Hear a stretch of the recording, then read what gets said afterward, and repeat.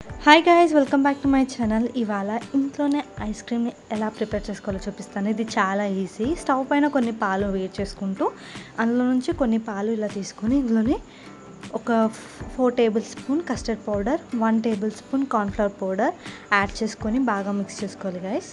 ఇందులో మీకు నచ్చిన ఫ్రూట్స్ తీసుకోవచ్చు. నేను ఇందులో బనానా అండ్ యాపిల్ని యూస్ చేస్తున్నాను. నేను ఆల్రెడీ ఒక 8 అవర్స్ పాటు డీప్ ఫ్రిడ్జ్లో పెట్టుకున్నాను.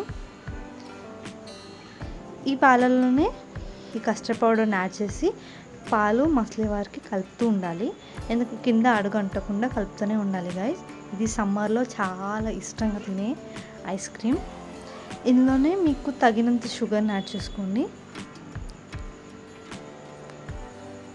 షుగర్ బదులు మీరు బెల్లం అన్నా లేకపోతే మిల్క్ మేడ్ అన్నా యూస్ చేయొచ్చు గైస్. చూస్తున్నారు కదా ఎంత థిక్గా అవుతుందో. నేను ఆల్రెడీ 7 అవర్స్ పెట్టేసుకున్నాను ఇది డీప్ ఫ్రిడ్జ్లో. చూసారు కదా ఎంత గట్టిగా అయిందో.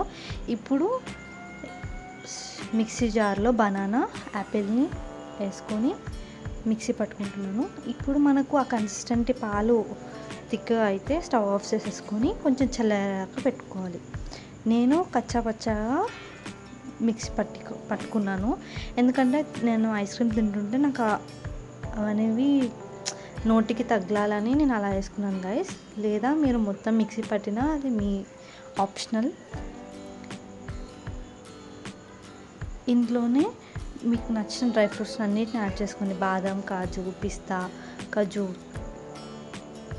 నేను ఇక్కడ అన్ని సన్ఫ్లవర్ సీడ్స్, పంకిన్ సీడ్స్ అన్నీ యాడ్ చేసుకున్నాను. ఇందులో ఇలా గార్నిష్ చేసేసుకొని డీప్ ఫ్రిడ్జ్లో పెట్టేసుకోండి. ఒక 3 అవర్స్ తర్వాత డీప్ ఫ్రిడ్జ్లోకి తీసి సర్వ్ చేసుకోండి. మీరు ఇంట్లోనే చాలా ఈజీగా ప్రిపేర్ చేసుకోవచ్చు గైస్. అండ్ టేస్ట్ కూడా చాలా బాగుంటుంది.